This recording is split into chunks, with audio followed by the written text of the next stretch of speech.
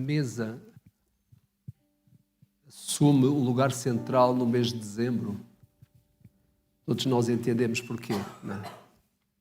Mas curiosamente também a mesa ocupa o lugar central no ministério de Cristo. E Ele não quis deixar que a mesa continuasse a ser um espaço para aqueles que são os seus discípulos.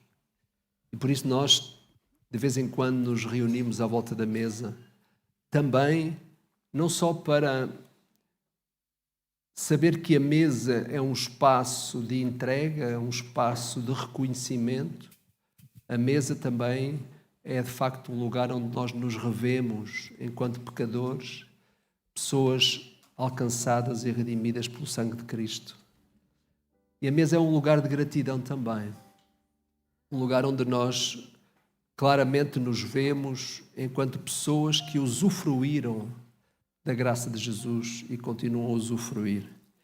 Quero levar-vos a Mateus capítulo 26, um texto que curiosamente foi lido já aqui, que diz que a partir do verso 26, Mateus 26, 26, e quando comiam, Jesus tomou o pão e abençoando o partiu e o deu aos discípulos e disse: tomai, comei, isto é o meu corpo.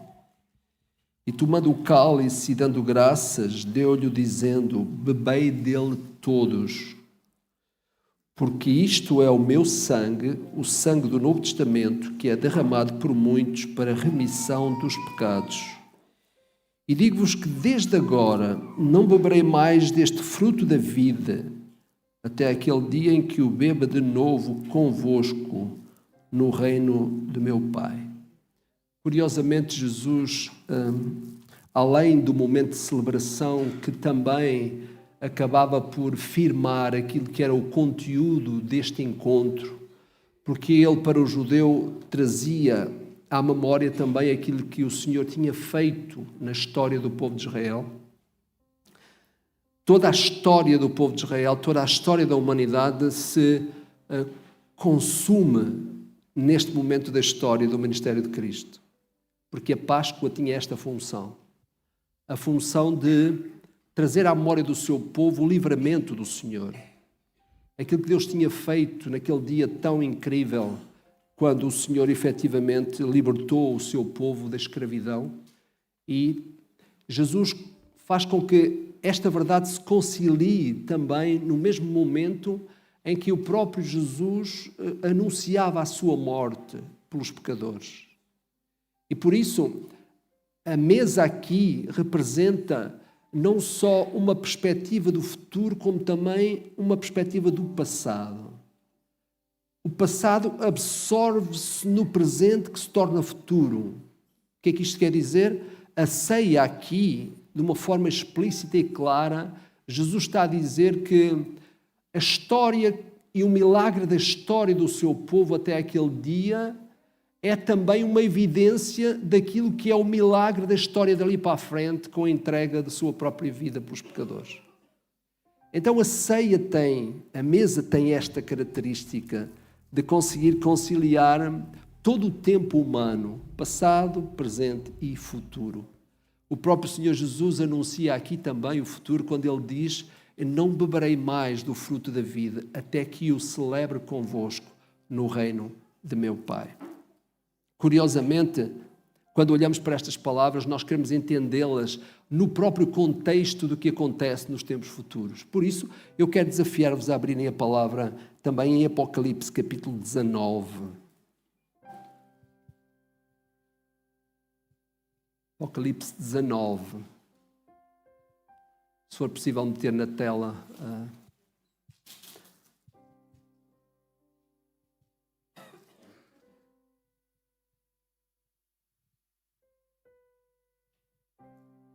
Capítulo 19 diz assim a partir do verso 5. E saiu uma voz do trono que dizia: louvai ao nosso Deus, vós, todos os seus servos, e vós que o temeis, assim pequenos como grandes. E ouvi como que a voz de uma grande multidão, e como que a voz de muitas águas, e como que a voz de grandes trovões que dizia: Aleluia! pois já o Senhor Deus Todo-Poderoso reina. Regozijemo-nos e alegremo-nos e demos glória, porque vindas são as bodas do Cordeiro e já a sua esposa se aprontou. E foi-lhe dado que se vestisse de linho fino, puro e resplandecente, porque o linho fino são as justiças dos santos. E disse-me, escreve, bem-aventurados aqueles que são chamados à ceia das bodas do Cordeiro. E disse-me, estas são as verdadeiras palavras de Deus. Então, curiosamente, nós percebemos que aquilo que Jesus está a dizer na última ceia com os seus discípulos, ela tem, de facto, um cumprimento no encaixe daquilo que é a narrativa de Apocalipse, capítulo 19. O próprio Senhor Jesus disse, bem-aventurados aqueles que são chamados às bodas do Cordeiro. Estas palavras são palavras verdadeiras de Deus. Curiosamente, nós nos encontramos aqui mesmo esta manhã perante a mesa e sabemos que esta mesa traz-nos à memória aquilo que Cristo fez por nós, mas também anuncia aquilo que Cristo ainda vai permitir que nós celebremos. Aquele momento futuro, glorioso, quando nós estivermos na sua presença. Curiosamente, o texto diz que nós somos chamados Igreja do Senhor, somos povo seu. A igreja é a noiva do Senhor. É ilustrada nas Escrituras como a noiva que se prepara, a noiva que passa uma fase neste momento de preparação para receber o noivo, o Senhor Jesus. Isto significa que todos nós que estamos aqui, que já passamos por esta fase de preparação do casamento, ou aqueles que ainda esperam vir a passar, é um momento de preparação. É um momento onde nós não queremos que nada falhe, um momento que nós queremos que tudo bate certo. É um momento em que os noivos estão a oferecer aos seus convidados um momento único, que não se repete. Que não se repete. Ao mesmo tempo, é um momento em que os próprios convidados se sentem realmente honrados por serem chamados àquele momento. Por isso, a mesa continua a ser, para nós, um momento de privilégio. Um momento em que nós nos sentimos chamados, convidados pelo nosso Mestre e Senhor para chegarmos à mesa. Agora, não faz sentido nós chegarmos à mesa sem percebermos o que a mesa significa. É verdade que um dos atos onde nós colocamos mais confiança e fé é na mesa. Vamos a um restaurante e nós confiamos que a refeição que nos é servida nos vai fazer bem. Mas nós nem sequer vamos à cozinha para saber quem é o cozinheiro. Nem perguntamos quem é. Então, quando chegamos a um restaurante para comer, nós não nos apercebemos que de uma forma até muito repetida, nós confiamos na pessoa que preparou a refeição para nós. Ou se vamos a um café, tomar um pequeno almoço, há muitos atos de fé na nossa vida que nós, efetivamente, nem nos apercebemos que estamos a colocar a nossa vida nas mãos de pessoas estranhas que nós não conhecemos. E isto é uma realidade diária. Mesmo quando entramos no autocarro, ou no comboio, ou entramos no Uber, em qualquer sítio, nós não perguntamos o cadastro da pessoa que conduz o carro. Nós não perguntamos o histórico daquela pessoa. Nós não nos apercebemos que dia a dia nós estamos a colocar a nossa vida nas mãos de pessoas que nós não conhecemos, pessoas falíveis, pessoas que nós nunca vimos. Curiosamente, de forma contrária, nós nos chegamos à mesa e conhecemos quem é aquele que nos convida. Mesmo assim, algumas vezes não exercemos fé. Parece contraditório. Nós que cuidamos tanto das nossas vidas, que zelamos tanto pelo nosso bem-estar, não nos apercebemos que a nossa vida está constantemente a ser colocada nas mãos de pessoas estranhas, pessoas que não nos dizem nada até. Contudo, nós resistimos à entrega das nossas vidas àquele que deu a sua vida por nós. Então, há momentos em que a contradição acontece na nossa própria vida. Eu, que me considero uma pessoa tão valiosa, que cuido tão bem de mim mesmo, eu restringo a minha entrega nas mãos do Salvador, que na verdade se deu por mim. Por isso a mesa é esse lugar de exame, onde eu pergunto a mim mesmo, Theo, afinal, o que é a vida para ti e quem é Jesus para ti? Esse Salvador que pede que nós o lembremos. Porquê? Porque sempre que o lembramos, nós efetivamente trazemos para o presente o que já aconteceu no passado. O mesmo que Jesus fez na ceia.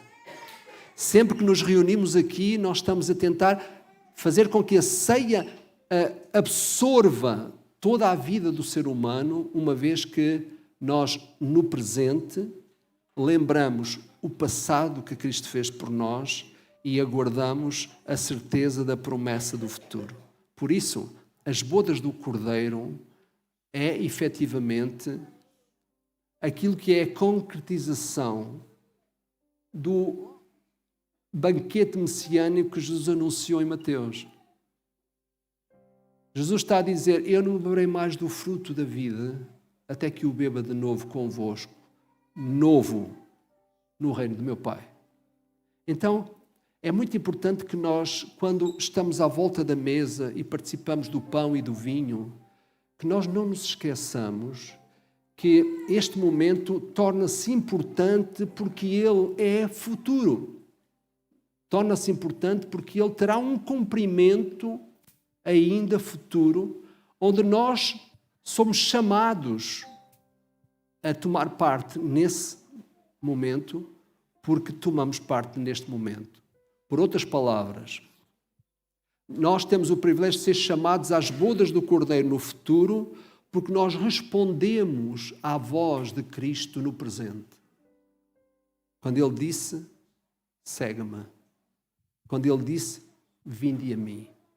Por isso, aquilo que mais interessante se torna num momento como este é nós percebermos que não haverá boda se não houver uma compreensão e uma resposta ao convite de Cristo, quando Ele disse, venham a mim, todos vocês.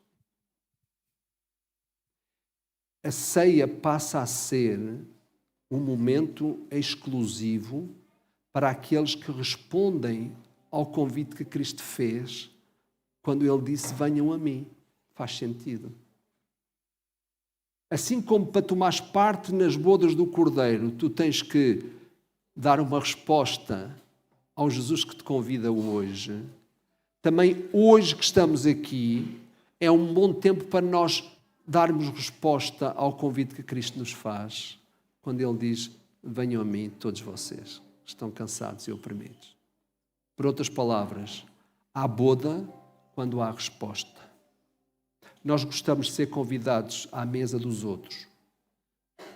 Nós gostamos de estar reunidos à volta da mesa para celebrar família, para celebrar amizade, amor uns pelos outros.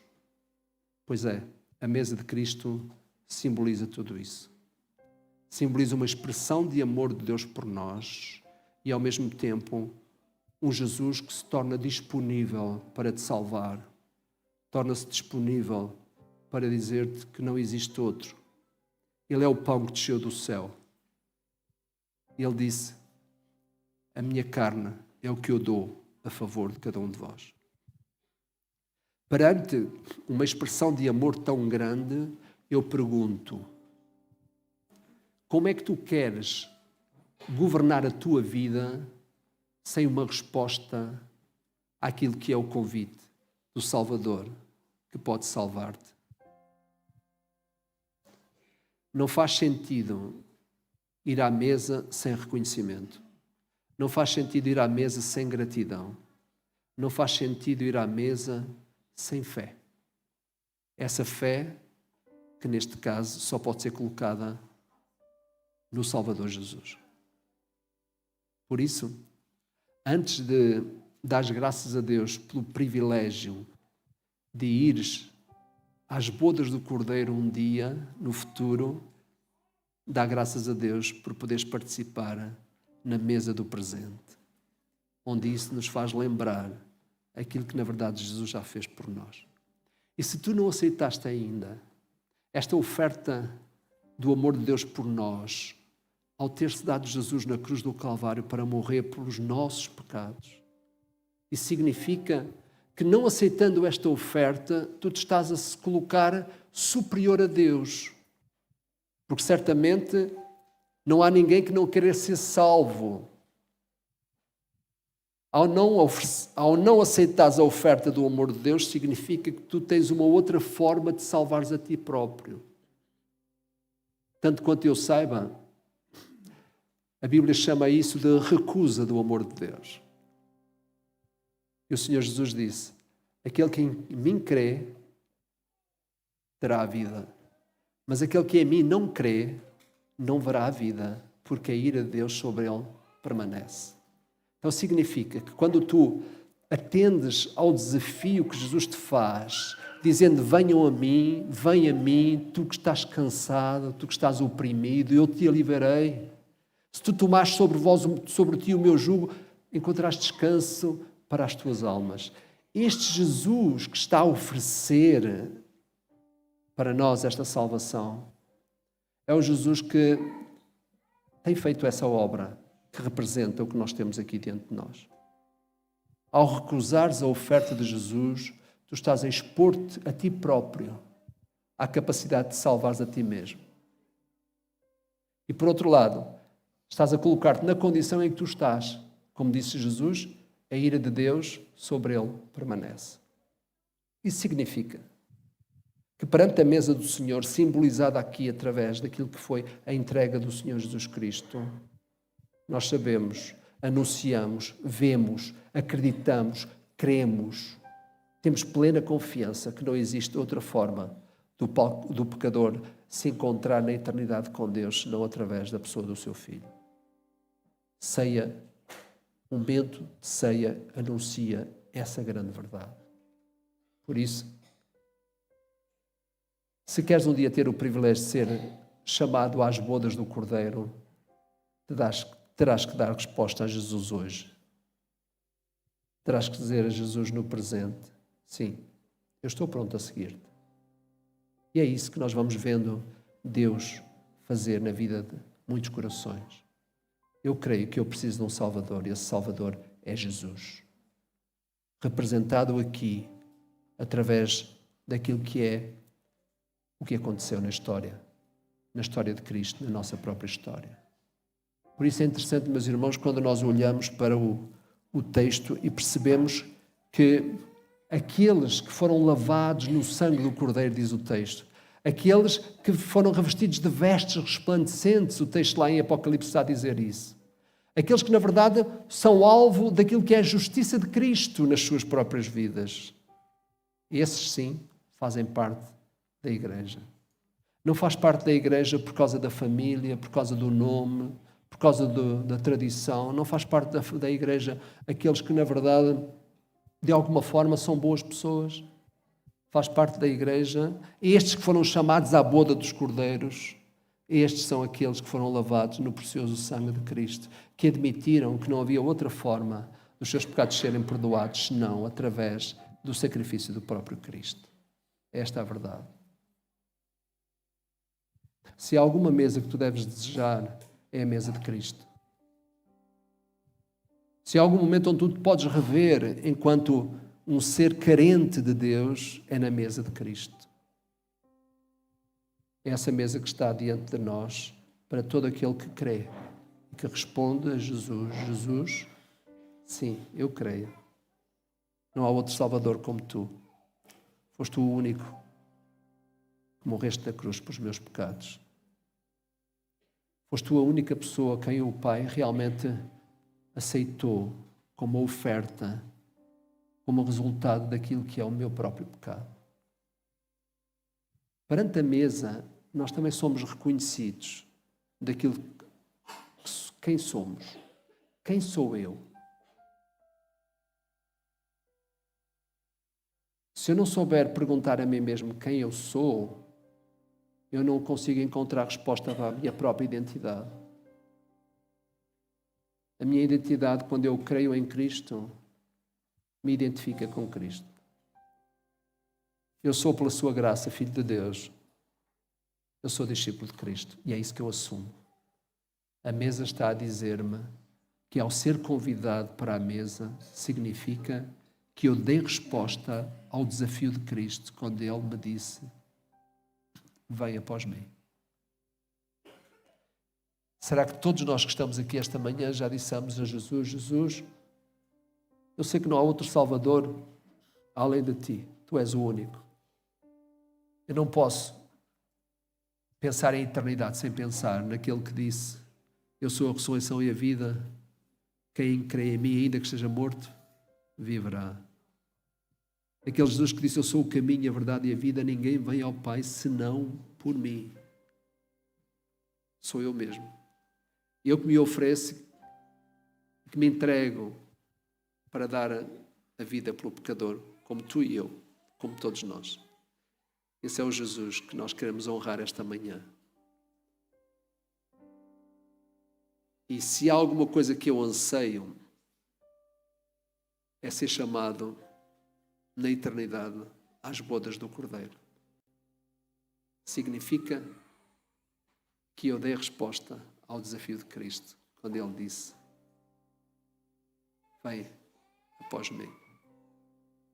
A mesa deixa em aberto este convite para qualquer um de nós. Se ainda não tens um relacionamento pessoal com Cristo, esse é o Jesus que te convida a isso. É o Jesus que te desafia a tu perceberes que tu precisas dele. É o Jesus que, na verdade, se apresenta a cada um de nós como esse bom pastor que preenche as áreas todas da nossa vida, sejam elas quais forem. São muitas as nossas áreas de necessidade. São muitas.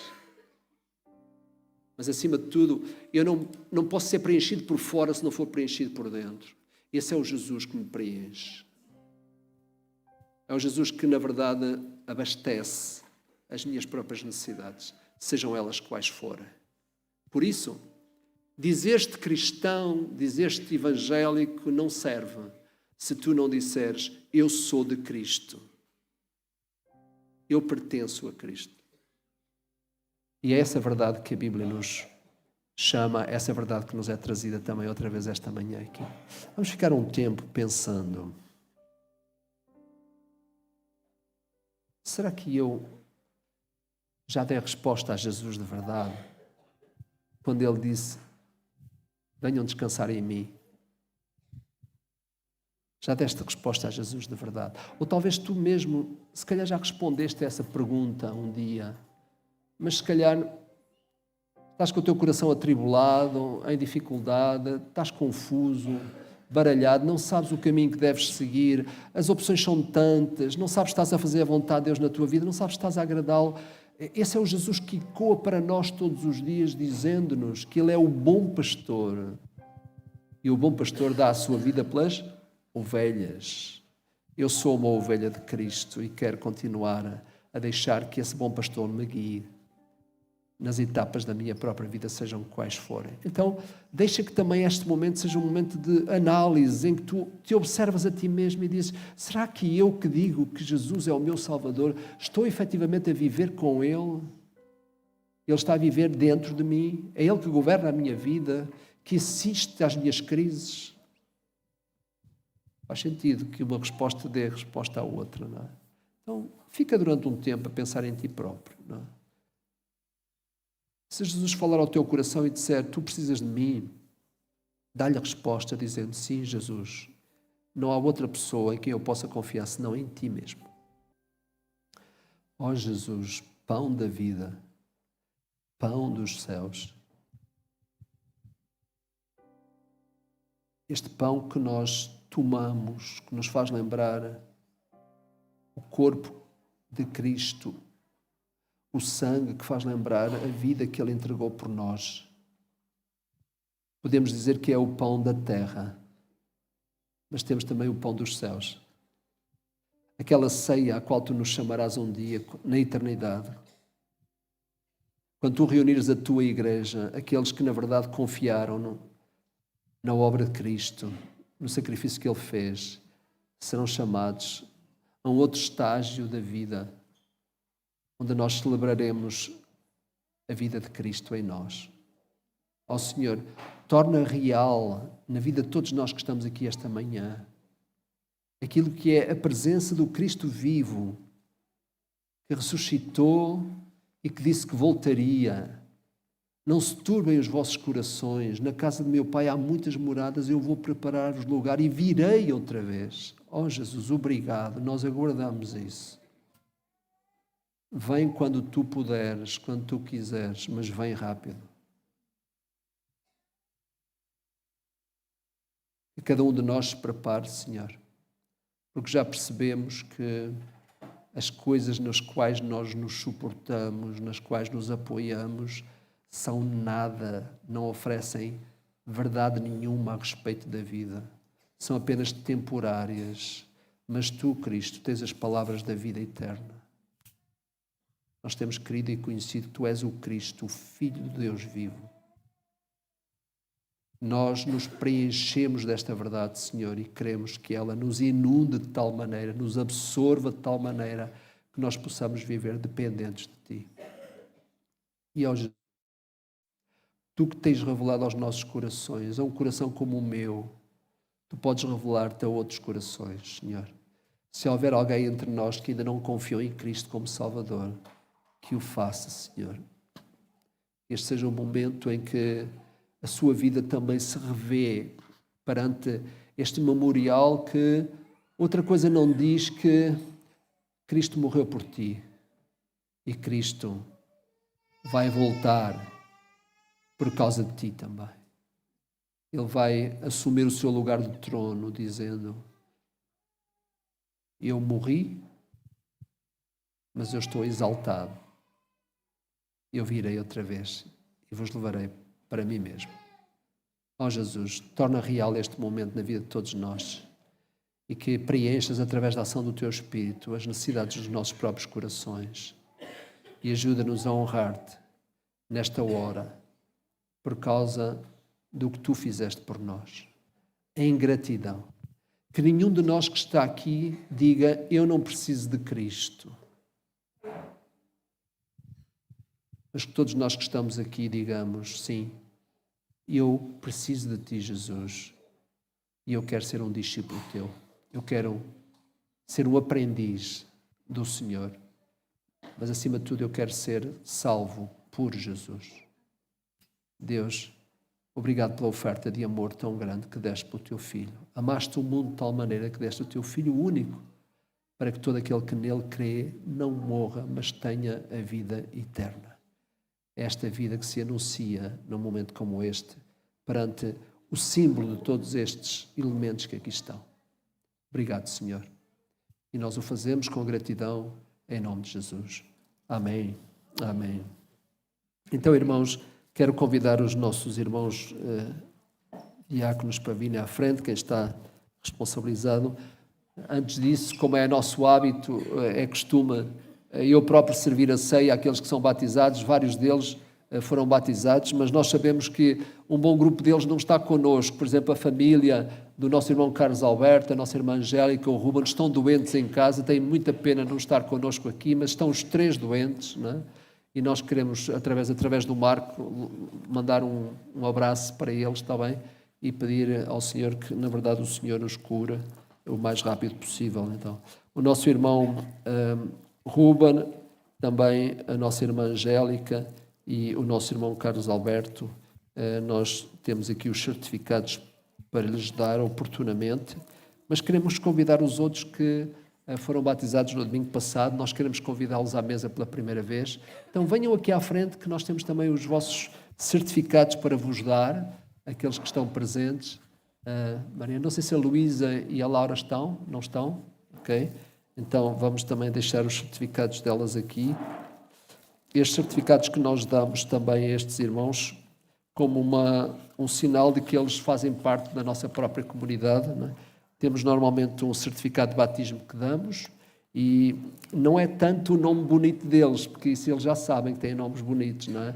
O bonito está por trás, quando diz aqui pacto da igreja, não é? São coisas que eles assumem quando realmente desejam ser discípulos de Cristo e assumir isso, eles assumem alguns compromissos também com a própria comunidade, mas são este certificado bonito que nós queremos dar por causa do significado que ele tem. Então, Sem qualquer ordem, Felizardo, Deus te abençoe. Foste o último, não é? Irmão, o Tomás, Deus te abençoe. Mariana, igualmente. Irmã Gilvanete. Então vamos deixar os outros depois para dar oportunamente aos nossos outros irmãos e pedir a Deus que, na verdade, como dissemos no domingo passado, nós que somos igreja, somos responsáveis pelo crescimento deles. Eu desafiei-vos no domingo passado, os irmãos, a pensarem em adotar algum destes irmãos que foram batizados para as vossas próprias orações. Eu não vou pedir, nem vou pedir que ninguém se manifeste sobre isso, mas eu espero mais uma vez que os irmãos se lembrem que quando nós aceitamos irmãos nossos através do batismo, nós estamos a comprometermos com eles também, o crescimento deles, o apoio que eles precisam. Estão a fazer uma jornada que nós já fizemos há muitos anos, então não esqueçam. Orem por eles, adotem cada um deles. Temos mais a Laura, temos a Luísa, temos o nosso irmão Alberto, a nossa irmã Angélica, temos o nosso irmão Carlos Alberto, então o Ruben. Então é bom que nós percebamos que não é só bonito ver batismos, receber pessoas, é bonito nós nos comprometermos uns com os outros, não é? E muitos deles estão a fazer uma jornada desde o início da sua vida, precisam do nosso apoio. Mariana, não sei se alguém chegou ao pé de ti hoje e te disse assim: Mariana, estás bem? Gostei muito de ver no domingo passado. Alguém te disse? Não? Que pena. Está bem? Era isto que eu pedia. Tomás, alguém fez isto? Fizeram? Fiz. E Gilberto, Gilberto, já estou a dar um de novo. Felizardo, a ti também? Muito bem, fizeram isso. Irmã Gilvanete, alguém encorajou esta semana? Sim? Muito bem, então continuem a fazer isso. Não se esqueçam da Mariana, da Luísa, da Laura, são crianças, são adolescentes que estão a dar os primeiros passos, precisam muito do nosso apoio. Está bem? Então vocês são convidados à mesa hoje.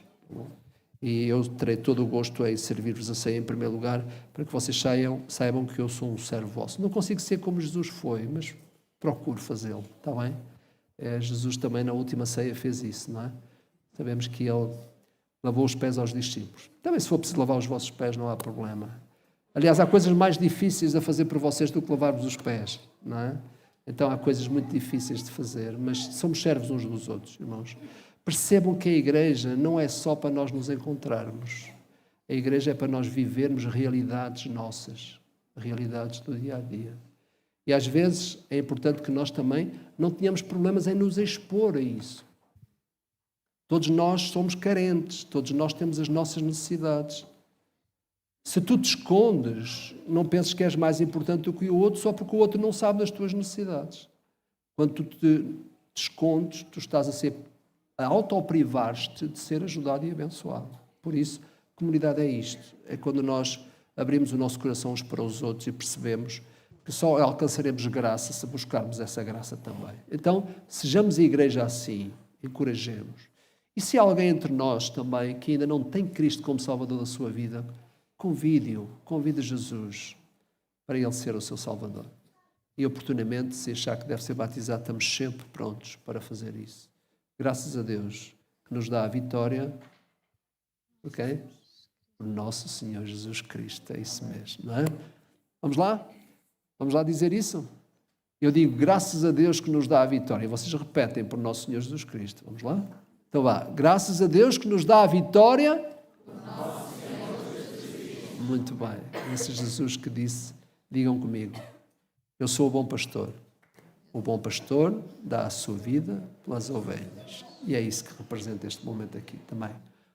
Nós sabemos que o bom pastor, o próprio salmista Davi, reconheceu muitos anos antes, mais de 1000 anos antes, cerca de 1000 anos antes, ele reconheceu que realmente o seu bom pastor era aquele que o levaria aos pastos bem verdejantes, águas tranquilas. Não é só para nos dar a boa vida, que também nos dá uma boa vida quando nós vivemos ajustados aos princípios de Cristo, mas é aquele que, na verdade, nos leva aonde? Como diz o resto do Salmo, a parte final do Salmo, habitarei na casa do Senhor por longos dias e tomarei parte nas bodas do Cordeiro. Exatamente. Vamos orar.